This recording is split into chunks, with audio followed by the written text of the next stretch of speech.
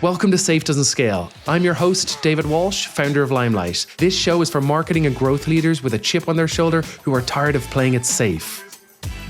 I'm so excited today. I've got Chris Walker, who I have been following for a long time. And I think, Chris, firstly, congrats on the successful launch of Encoded and the new book launch. And I appreciate you coming on to have a conversation with me. Awesome, man. Pumped to be here with you. Good to hang out. I'm excited for this. I mean, we could start in so many different places, but I actually want to start selfishly with something that I did recently that I think will resonate with you. Started this year, I said, you know what? No alcohol, 6 months. With a 3-month window where I was going on a ski trip with my family, I said, you know what? That week, I'll probably not, I'll drink with my family, but then I'll go back to no alcohol. And then I bought a cold plunge. And every morning, 5 minutes, 3 degrees. It is brutal, but now it's become part of my, I don't know, like morning routine, and I can't live without it. And so I feel like that's right up your street. I don't know if you're a cold plunge person, but you might respect that. I'm not a cold plunger at all, actually. Zero cold plunges for me. Yeah, on the alcohol one, about 18 months ago, it just something clicked in me, and I was like, I just don't want this anymore. To me, it wasn't like, oh, I'll like try a month and it'll be hard and I'll like, cheat one day when I'm at a business dinner. And it was just like, no, this is preventing me from reaching my potential. At some point some people realize that alcohol basically just drains your capacity. So if you want to, you're operating for a period of time. It's not even just the next day, maybe it could be the next 3 days. If your battery is, when you're at your best at 100%, you're just living your life at 50%. Disconnects you from yourself, disrupts your nervous system, it disrupts your sleep. The science around it is incredibly clear. The thing is that it's so socially validated and socially accepted that people think that it's hard. But if you just looked at it objectively without the social inertia around it, it's like, oh, like this is obvious. Like I will have sparkling water with lime, please. So no judgment around anyone who drinks alcohol. I did for a majority of my life, but I think that challenging right? There was a time where like 50% of people smoked cigarettes, right? I think now it's like 8%, right? It's just like things change, right? And being able to challenge why do we do certain things, whether it's in business and life and relationships, to challenge them and say, but I know other people do this and it's socially accepted, but what is right for me, right? Let me choose for myself what this means to me. I had a Gen Zer on our team that was 23, and I started asking him questions about alcohol, and he was like, none of my friends drink, because he's a high performer and all his friends are what I assume are high performers. He's like, none of my friends drink. I was like, oh my God, there's a new generation coming with a completely different mindset, right, of what's important. But I want to get into Encoded. So for everyone listening, I met Chris about 9 months ago when you were giving me some really good strategic advice at a pivotal time in my business. So firstly, I appreciate that. Thank you. Happy to help. And I want to learn about, for those that don't know, tell us about Encoded, and then actually just tell us about the journey to launch this. Like, why did you feel compelled to launch this? Cool. Yeah, let's cover a little bit about what it is first, okay? So when I started my first business, Refine Labs, right? I started talking about demand gen. And that term in 2017, 18 was not well defined. So everyone was talking about it. There were some job titles about it, but no one really knew what it meant. And I'm doing the same thing now, right? So we call it frequency training. A lot of people have a preconceived assumption around what frequency is. It's mystical, it's spiritual, things like that. So what we've done is defined it in a way that is entirely scientifically grounded, with a framework that people can use and implement in a way that is entirely not mystical or anything. I view it equivalent at this point to exercise, to going to college, to having an IQ, right? So I think that's the level that we're trying to play at here. So how do we define frequency? We define frequency as your subconscious foundation that drives the capacity of your nervous system before you start thinking or doing anything. And the way that it works is that we have ingrained neural pathways in our mind that automatically are filtering and interpreting everything that's going on and driving the state of our nervous system. And then after that, then we start thinking, we start doing stuff. And so up until this point, that whole part of the process has been incredibly underappreciated by people. It's all been about productivity hacks, about doing something, about trying to, have a positive mindset once these negative thoughts or imposter syndrome arrives, and trying to redirect it. And to realize that there's actually something that's happening before that's causing that thought, that's causing those emotions, that's causing that behavior pattern or whatever it is. And so I find this to just be an incredible discovery and understanding. And when we think about using this for personal or professional development, we call it frequency training, meaning the objective is to install new dominant neural pathways that permanently change how we interpret and view the world, how we feel, how we think, how we show up. And it is entirely possible, grounded in neuroscience, cognitive science, performance research, a ton of different places. And what we've done is we've just challenged some assumptions that other people have held for a long time, said, we don't believe in these assumptions, found connected scientific evidence to demonstrate how this can work. So I'm pumped to share it. I'm pumped to introduce it to people and to try to help people shift their perspective on what it means. So like when I started Refine Labs, right? When I said demand gen, everyone was like, oh, that just means we just get 10,000 MQLs, right?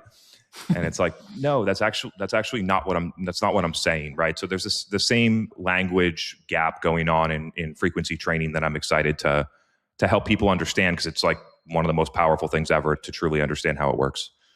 Firstly, congratulations. I mean, I think when you align your entrepreneurial vision and what gives you purpose and gets you excited, and if it's focusing on helping others achieve their potential, I personally believe that there's nothing more rewarding.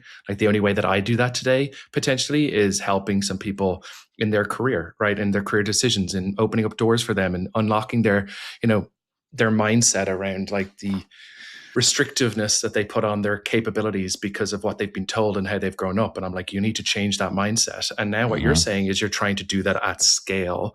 And so I think question for people listening to this, like, what is that interaction like? Like, are they dealing with a team of people? Is it virtual calls? Is it AI? Is it a training coach? Like, what is the interactions there? Because you're talking about a pretty big shift, which obviously requires consistency, but what's the interaction and what should people expect?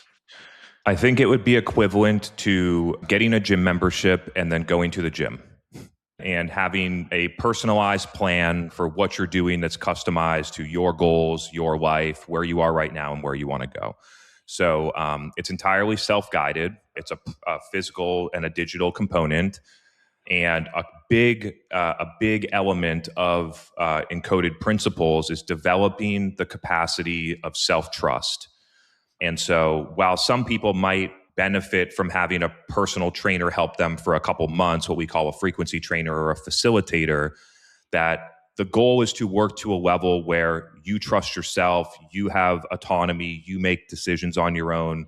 And so in that way, using a coach would defy some of the core principles that we believe in, at least on a longer term period of time. So it is an entirely self-guided process. I consider it similar to having an exercise routine in the morning, just targeted at a different part of your capacity and potential in your body.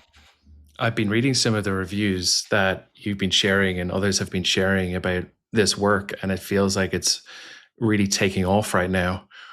Last question, and I'm sure I'll have more as we go through this, but like, when do people achieve that level of, I suppose, like, is it 3, 6, 9 months in?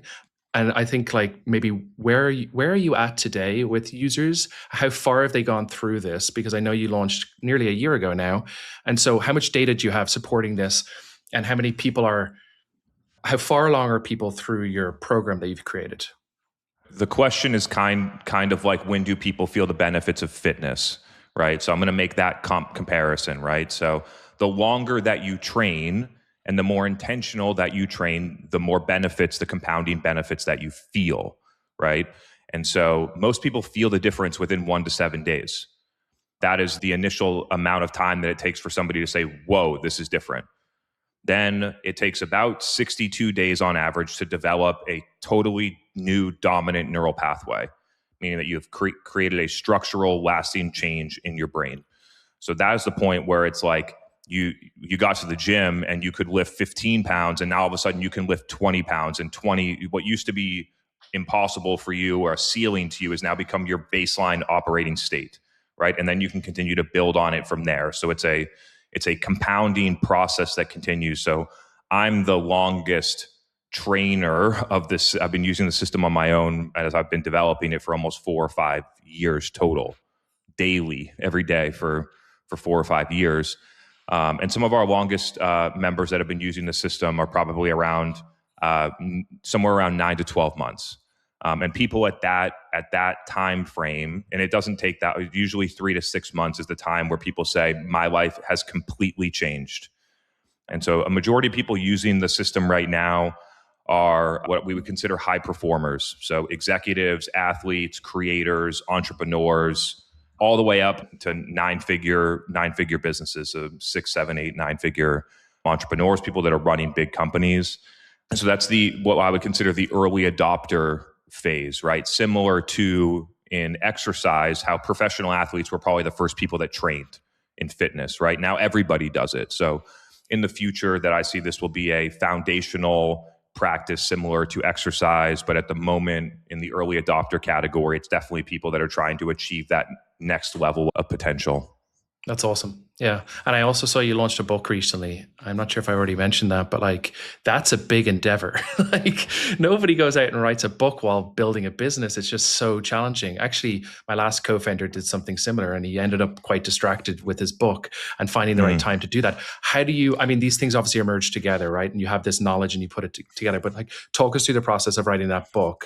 And congrats on getting it launched. Thanks. Yeah, for people that haven't heard, the book is called The Frequency Era. It launched about a couple of weeks ago. The response has been amazing. It's been such a joy to create. So I had the thesis of the book I had in maybe late 24, early 25. And I tried to write it twice in 2025 and couldn't do it. And the reason is because I didn't have the foundational understanding of the science and the macroeconomics and things like that to have a cohesive argument that if somebody poked at it, that the building would stand on its own. And so I would get 2 or 3 chapters in and just be like, it's not a solid foundation to build on yet. So we continued to build Encoded, and now almost 500 or more people have been using the system. We've been collecting a lot of anonymized aggregated data, responses from people. Tons of new science both existing science has been published for decades, and new science related to neuroscience and performance research has been coming out. Artificial intelligence has rapidly accelerated from even just the past 6 months. It's insane, the capabilities and how much it's proliferating. And then in about February of 2026, it landed. It was like, oh, all the pieces connect together. And then I was able to write the entire book within about 3 months. So I would say that it was about 18 months of thinking and trying, right? Figuring out, what am I trying to say? How do I understand this at a level where I can explain it to someone in a clear, compelling, and cohesive way that's backed by science and evidence? And then about 3 months to write the manuscript, one month to do line edits, and away we are. Wow. Well, put me down for a book. I need to go on and buy it because you sent it to me, but it was a Kindle, I think, and I ended up not having one. And anyway, I'll figure it out after this. Now it's in hardcover, softcover, digital, any way you want it. Sweet. For those that don't know, and I'm sure many people watching this know who you are and know your background, but you've created 5 companies, I believe, right? Is this the 5th? This is the 5th one, the 3rd major one. So I had a couple ones in my 20s that I built an Instagram brand and an Amazon brand that were actually like, really, it was great training wheels for me to learn business principles that actually propelled me to have so much success with Refine Labs and beyond. And so I do consider those business endeavors, even though they ended up only being 6-figure, no big enterprise value type businesses, but a business endeavor nonetheless. So yeah, this will be my 5th one. Okay, this might feel like a redundant question, but I'm going to ask anyway. Like, there is so much learning from taking an idea to a business, right? And that whole process. So like going into this new business, instead of, going in as a first-time founder, going in as founded multiple companies, I think like what changes? Like, what do you think you are become aware of? And I'll give you context, right? I started my first business in 2017, another business in 2021, and then my 3rd business. And I felt on the 3rd business, I finally knew where to spend my time. right? Like I knew what was important and was not important and what wouldn't move the needle. Whereas before I used to try to do everything. So for you starting this business, right? Let's just talk a little bit about like what was different for you when you started this and how did you set up the intentional, not just the strategy, but actually the like how many people you wanted to hire, for example. Like talk us through the process of, okay, you've done it 4 times, this is the fifth. What was important to you? So on this go, it is the first business that I've created that was truly me.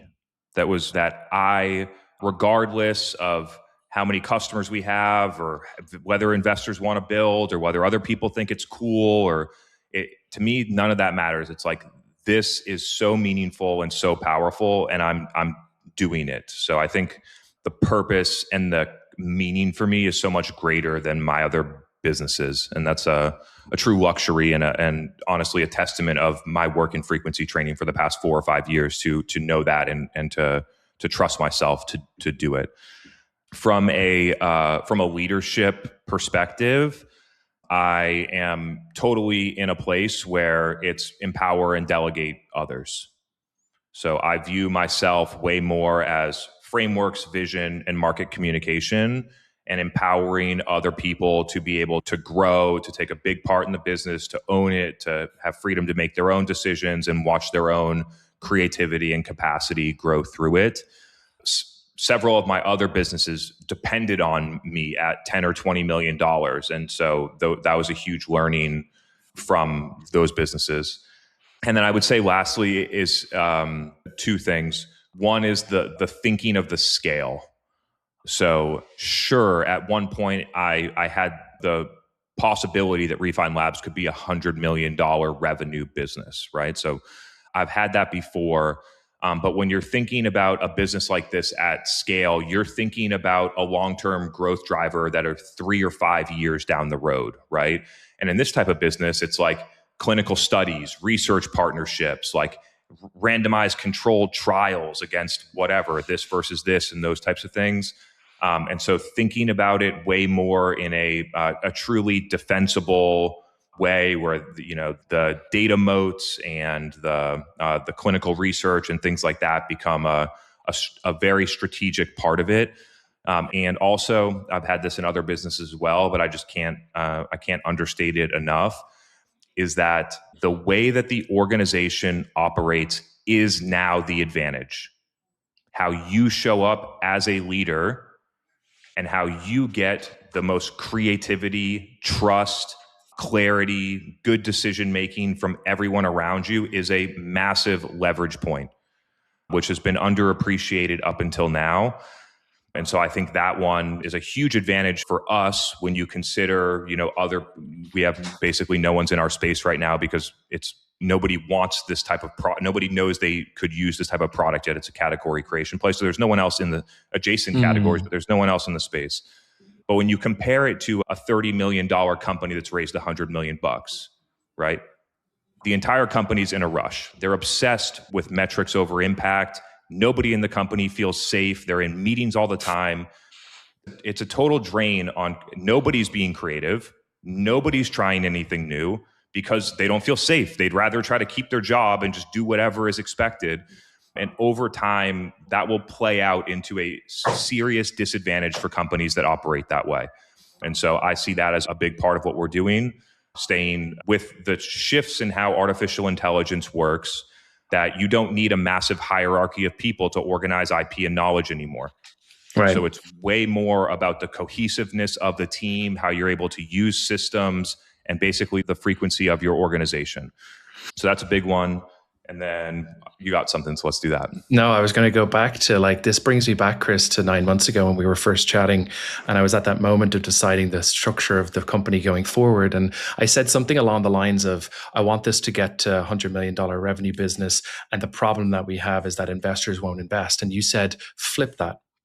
You actually got me to change my mind. And you said, well, what if that's actually an advantage? Because now you don't have young kids or executives that are well funded getting $100 million business or $100 million in funding to join and compete against you because venture investors don't want to compete. And I was like, Like now I think of it completely different, where I was like, actually, you're so right. Like, why am I trying to behold myself to like what others think and what other investors think, than just staying in this lane that I'm, really excited about, that has purpose in it and that can build a solid business.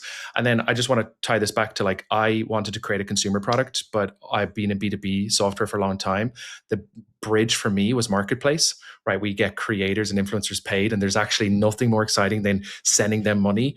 And I feel like, at some point I'll want to take a big swing at a consumer product, especially in the age of AI, where it used to be that I think consumer I was a bit scared of, because you have to get to a certain scale and volume, but now you can just do so much. I want to come back to like this transitional period, right? And your changing of industry and jumping into this. I think like firstly, best founders reinvent themselves like on a consistent basis. That's what I believe, right? In my last company, I felt disconnected from the mission, didn't feel like I had a lot of purpose there. I'd done a lot of things right, made some mistakes along the way, but the purpose of the product I didn't feel aligned to. And so I had to disconnect myself very aggressively and then rebuild from scratch. And I felt this moment of like loss of purpose and not knowing exactly what was next. And there was some moments I was really high and some moments I was low. And I always look back on those times being like, wow, I wish I'd taken them. I didn't take them for granted. Right. And I think I learned a lot through that journey. But I think for you, right, you spent 6 years roughly, right, becoming, I suppose, the B2B marketing guy, and then decided that it was time for a change. I think the question I have, which is more of a vulnerable, open one, it's like, how did you feel during that time, right, when deciding what to do next? And what can other people learn from that experience? Yeah, amazing. A key point. It's not just founders that reinvent themselves. Musicians reinvent themselves. Athletes reinvent themselves. So it's anyone, right? But definitely the founder point is well taken. The transition for me was slow and then immediate. I guess if this is the best way to say it. So for maybe a year, maybe a little bit more than that, I start to feel disconnected from the work that we're doing.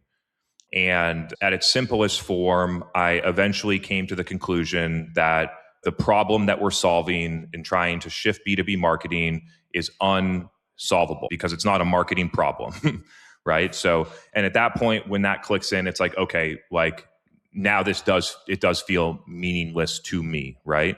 It's amazing that the company's going on. I wish them all the success in the world. They're going to do a lot of great stuff. But at my level of vision and what I wanted to accomplish, you get far enough down a road and you say, this road's not leading anywhere the way that I want to go anymore. And almost at the same time that I finally admitted that to myself, like the next day, I had the vision for Encoded. And it was literally like the ability to finally detach from this one and just admit it to myself. And then this one was literally the next day. Can I push you on one thing? Yeah. Which is yeah, like, what do you think? Because I think people will find this so interesting, because that's a big move and then a very quick turnaround. So my question is like, what is the cost to you for not taking that leap? Meaning, I suppose, who does Chris Walker become if he stayed within B2B marketing for another decade? So I would say that who knows, right? Like who really know? I probably could have built a great life running that business, right? I don't think that it's like a, die or succeed. I don't view it that way. But the way that I look at it is that the ability to simply access that level of vision for a new business it's a capacity, it's a skill to be able to do that I haven't always had. And following that is the ability to have the self-trust to follow it when it comes.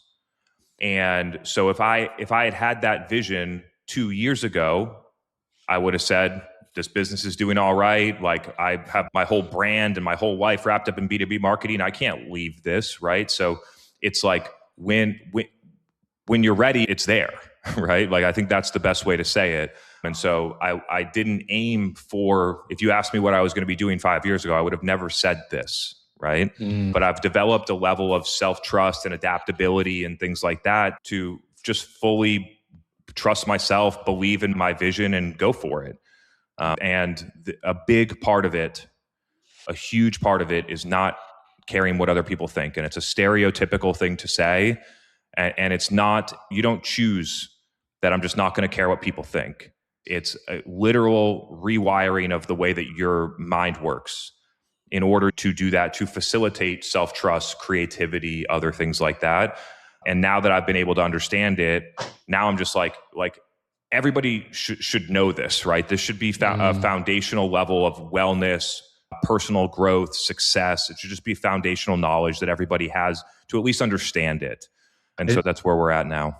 I think a lot of people, like majority, I don't know, I'm going to throw out a percentage, but like 90% of people get validation externally, right? Validation from what others think, validation from, what your perspective of your own personal success looks like.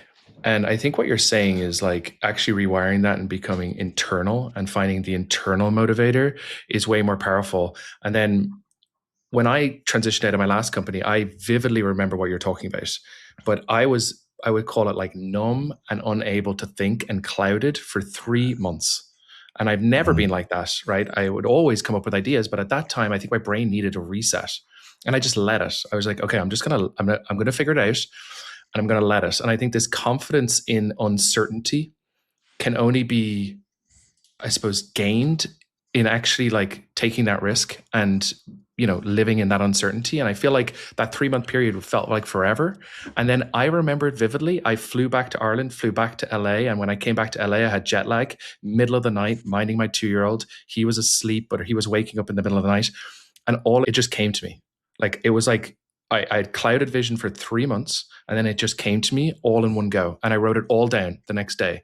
And it took me an hour to basically jot down the initial, like, here's what I was thinking. But it was already written in my head. Like, I wrote it because I was awake for 2 hours. I was just writing it in my head. And it was that moment of clarity that I realized, okay, now I'm ready to go. And so I think what's important is, like, when you go through these kind of moments in time, and everyone does in your life and in your career, allowing yourself time to figure it out and being okay with that uncertainty is important.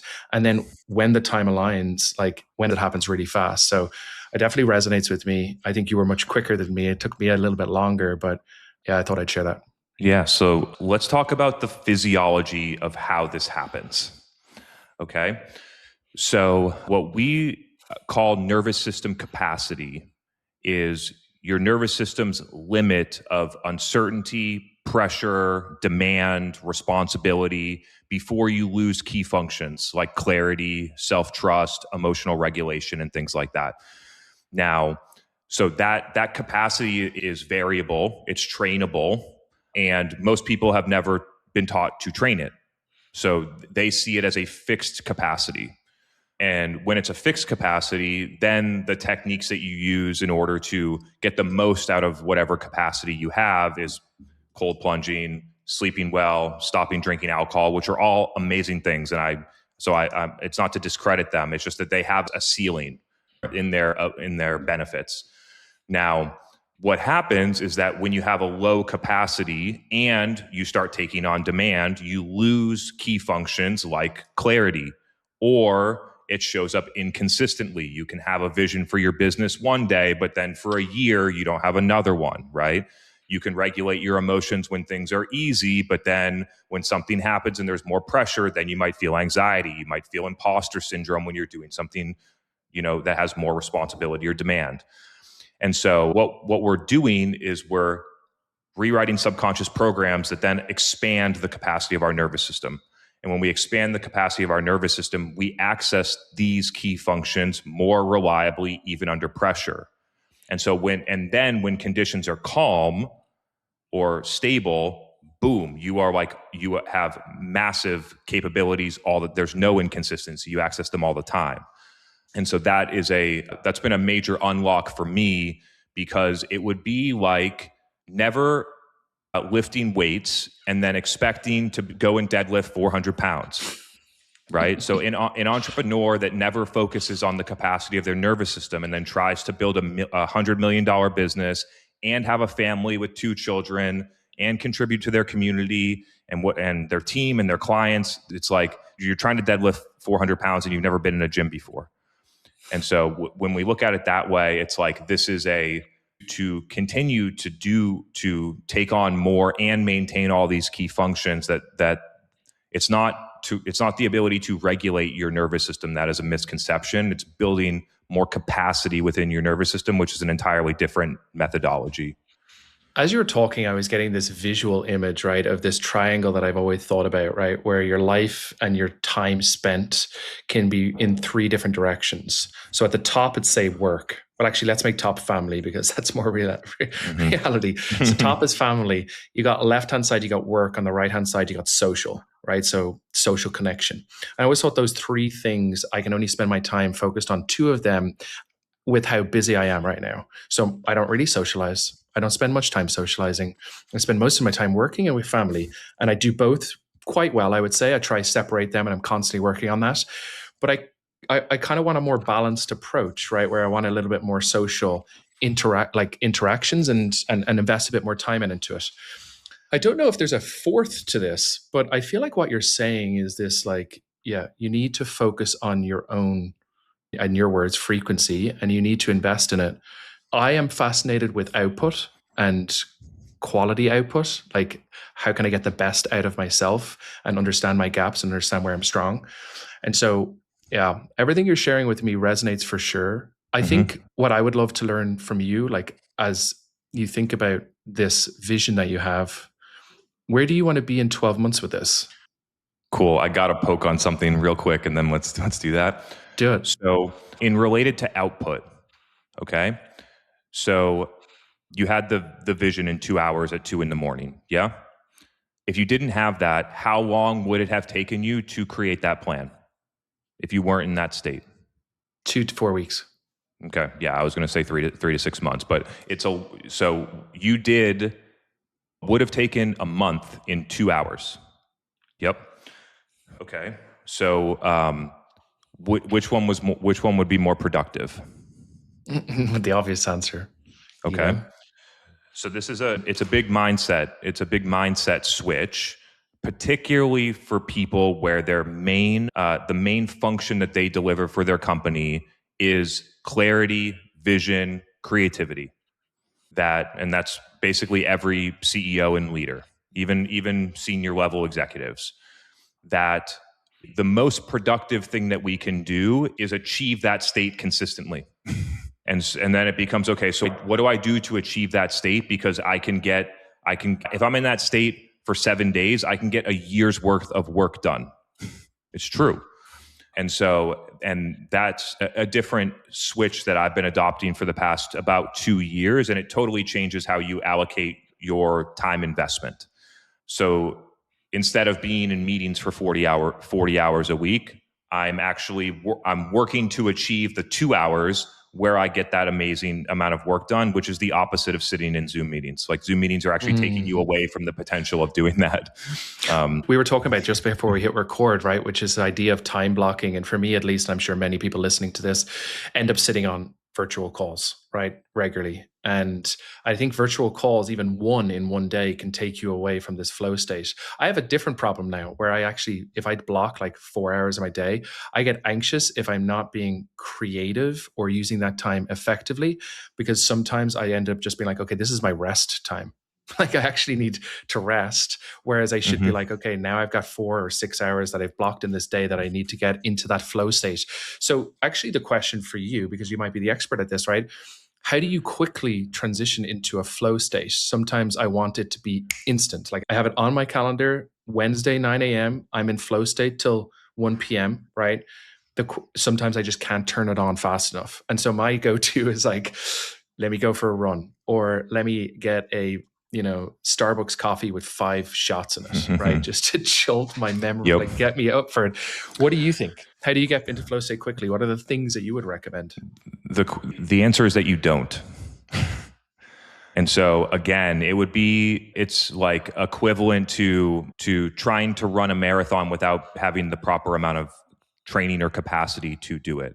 And so instead of using techniques to try to get into flow state, What we do is that we train the capacity so that the flow state arrives, right? So we get into we train the capacity so that it happens more consistently, and we construct our schedule and our things that we need to do that we can, when it comes, we can adapt so that it's conducive to accessing it. So, and the thing that there's many things that block a potential, I don't call it flow state, but let's just call it that for the sake of understanding. And one of them is called the productivity contract, or what is a subconscious program, meaning that if I'm not doing something that I consider productive, I will feel guilty or anxious. And when you feel guilty or anxious, it changes the state of your nervous system, and it actually blocks your ability to think clearly and access a flow state. Another one would be fear of judgment, right? So, and this is running in the background. You're not consciously worrying about what someone's going to think, but you start to go down a path and you don't even realize that you've only gotten 10% down of this creative path, and you've turned yourself back without even realizing it, that you're not going far enough because of a fear of judgment. And so, and there are a variety of other ones. And so what we do is that we train, remove those programs, install more empowering programs in our mind so that they're not getting in the way. So the better way to look at flow state is I need to clear out the things that are blocking it, because my natural state should be a flow state. I love that. For every human has the capacity for it to be their natural operating state. And it's simply that things are getting in the way of you operating the way you naturally could. When I started this podcast selfishly, I was like, okay, I want to go create great content. I want to meet interesting people. I want to talk to them about different things. But I really just wanted to essentially grow my business. And then immediately after interviewing the first, let's call it 10 people, I realized, wow, I'm getting like firsthand view into people's mindset, and asking them questions allows me to learn. And it's not about my business, it's about me learning. And so what I've realized is, in this conversation, I feel like I'm getting a self-guided encoded directly from Chris Walker, which is awesome. Talk to me a little bit about vision. I have two questions, then we're going to wrap up, right? One is vision for this in the next 1 to, whatever, let's just call it 12 months. And then I actually think there's a huge opportunity, which I'm sure you're already tapping into, in community of this, right? You're creating this category. So let's start with community, because that might be easier. How do you think about community for the encoded community? I'm sure there's a lot of people raving about it online. How are you connecting them? Is that a focus? Is it a priority? Is it not a priority? What do you think about it? Cool. So one other thing about balance. So you mentioned the triangle, right? So it's family, work, social, and just the idea that I can only have two is a subconscious program on its own. It's a balance contract that in order to achieve something, I must give something, I must trade something else, which is not a fact. It's not real. And the way that we look at it is we actually look at it in 10 different categories. So you have relationships, which would include your family, health, mental health, connection to self, financial, purpose, and there's several other ones. And we work to optimize and achieve a 10 out of 10 on all 10 categories of our life, how we view, how we live them, because there actually is no restriction to doing that. What actually holds us back from achieving that is actually just our own ceiling that we create for ourselves. And so I like to drop that in, because I've been it's not a victim, but I've been a victim of those beliefs before. And whatever you believe is how it will be. So if you believe I need to trade my family for work, then that's what will happen, right? If you don't believe that, then you will act in a way that you can make all of them amazing, and they all can be amazing. So that's an empowering belief I want to share with everyone. Now, let's go vision first, because I think it might stem into community. So in 3 to 5 years, that having a training routine for your frequency will be as obvious and popular as a fitness routine. There will be many gyms that you go to train your frequency with others. There will be tons of different types. There'll be HIIT, there'll be yoga, there'll be a bunch of different flavors of frequency training that it will, so tens of millions of people will use it as the primary method of developing both for their personal and professional and economic contribution. It's the most foundational element of your life that you can train through and through. And that's why people feel the effects in all these different areas of their life, because they're truly working you're cultivating healthy, amazing soil for your life. And when you have healthy, amazing soil, all the different fruits in all the different areas have what they need in order to thrive. And so that's where it's going to be. I do already see people looking for in-person experiences, for community elements and things like that. So those are elements that we are going to take a part in. And I also see a major ecosystem being built from this. So I don't see Encoded being the only player. I see many different regenerative partnerships with, we already have a great partnership with a nervous system retreat center in Costa Rica. People go down, stressed out, burnt out founders go down there. They do a 7 to 30 day nervous system reset. They learn the Encoded system and they bring it back with them afterwards. So there'll be experiences around it, community elements. And then we have a really compelling research roadmap, which I think is where this is going to reach a major amount of scale. So just as an example, okay, $50 billion a year are spent on prescribing what we'll call psychiatric numbing medications, anti-anxiety, antidepressants, things like that. And once you're on one, like there's a 29-year-old girl that's been on antidepressants, wants to get off of them, tries to get off of them, and immediately has suicidal thoughts. They're stuck on them. Now, what if through frequency training that people already experience 80% or more drops in their anxiety after a month? So what if you could help people get off these types of medications, right? Obviously, there's a lot of clinical research that needs to be done to make a claim like that, but the early insights are really powerful, and to be able to help that many people would be amazing. Substance abuse problems are at its core a frequency problem, a low frequency set of beliefs about yourselves and the world. And so if you elevate your frequency, then you literally leave environments, and many people report stop drinking alcohol, stop smoking marijuana, stop doing other medications and other things that they've been doing after using Encoded for a couple of months, right? So these are early evidence that need a lot more study and validation for it, but they are incredibly compelling for society.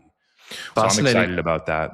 What's fascinating is like you're talking about early adopters who are maybe, because of their circumstances, looking for something as a change, right? And I think that makes a ton of sense. There's plenty of different kind of cohorts that you could think about. Another one to think about is like, what if this was part of college or student curriculum? Like, what if actually this is part of the evolution of education and learning of how to get the maximum out of a human? Then it's not people that are in a challenging spot because they might be the early adopters. It's actually people just looking at this as like part of their grown up journey. I think that's an opportunity that would be fascinating, right? And I think there's huge amount Encoded for kids is definitely on the roadmap and will be by far the most impactful for society, will be that demographic. Obviously, there are regulations and other considerations that we want to make before we enter that market, but that one means a lot to me, because a child at 6 years old doesn't have all these subconscious programs. And so it's it's more challenging as an adult to reverse the programs than to install empowering ones to begin with.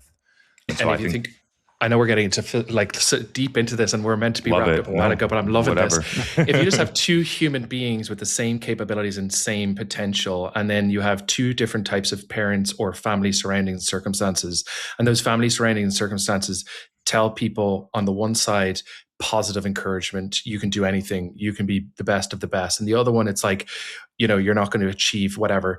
Those two human beings grow up with a completely different mindset. Now, what is true is you can change, right? But it's really hard.